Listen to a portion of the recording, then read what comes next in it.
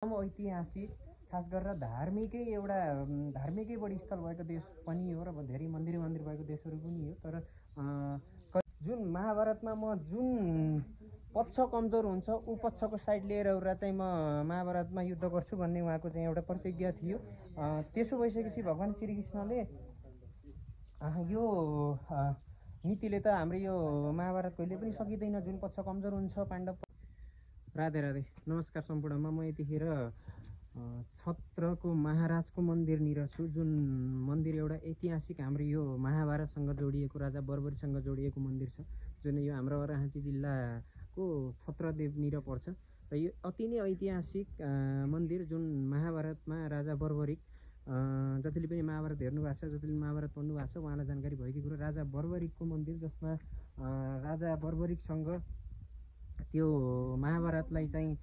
खतम गर्ने 3 अमोघ बाण थिए, जसमा चाहिँ भगवान् श्रीकृष्णले आफ्नो लीलाद्वारा चाहिँ उहाँको वध गरिसकेपछि उहाँको एउटा त्यो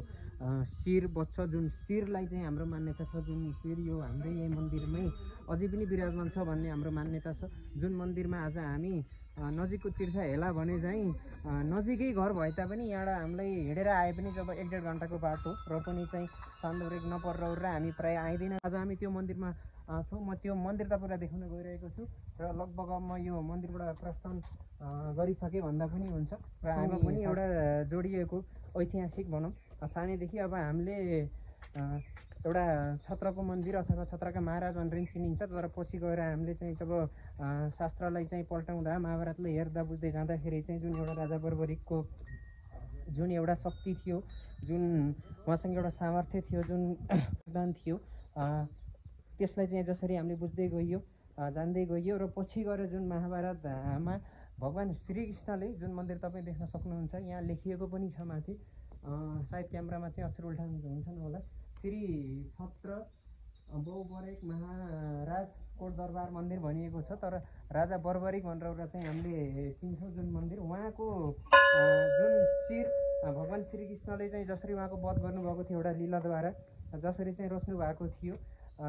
हामीले जानेअनुसार अथवा हामीले पढेअनुसार जुन एउटा सिरियलहरू देखाइन्छ, जुन शास्त्रगत चिजहरू देखाइन्छ, जसमा चाहिँ उहाँले पक्षको र पक्ष राजा बर्बरिक उति गरेर युद्ध गरिसकेपछि त एउटा शक्तिशालीले त महाभारत खतमै हुँदैन भन्ने एउटा चाहिँ जुन एउटा लीला गरेर, र मैले पढेअनुसार, मैले चाहिँ जानेअनुसार चाहिँ राजा बर्बरिकलाई उहाँको आमाले जुन एउटा शिक्षा उहाँको गुरुले दिनुभएको थियो कि यो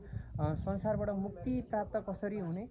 अनि यो संसारबाट मुक्त कसरी हुने भन्दा उहाँको आमाले चाहिँ भगवान्बाट बोध भयो भने पनि यो संसारबाट मुक्त भइन्छ भन्ने शिक्षा पनि दिनुभएको थियो। र उहाँले त्यो महाभारत छन्जेल जुन एउटा त्यो काटिएको शिरले पनि त्यो महाभारतलाई चाहिँ उहाँले साक्षात् देख्नुभएको र देख्नुभएको थियो भन्ने चाहिँ शास्त्रहरू ग्रन्थहरू पाइन्छ। र जुन मन्दिर हाम्रो नेपालमा, खास गरेर चाहिँ हाम्रो यो नेपाल एकदम कलियुगमा तिनी चिजहरू चाहिँ हराउँदै गएका छन्, तिनी चिजहरूलाई चाहिँ मेटाउन खोजिँदैछ र हामी त्यति सभ्य भएर चाहिँ जसरी हिजोको दिनमा पुर्खाहरूले हाम्रो इतिहासले चाहिँ गर्नुहुन्थ्यो तिनी कुराहरूलाई पनि मेट्दै गएको छौँ। जुन मन्दिरमा चाहिँ छौँ यतिखेर चाहिँ, र यहाँनिर म तपाईँलाई देखाउन गएको छु जुन 5 पाण्डव भनेर, जसमा चाहिँ महाभारतका योद्धाहरू, र यो 5 पाण्डवको मन्दिर पनि छ यहाँनिर। हामी पहिला पनि सानोमा पनि आउने दर्शन गर्ने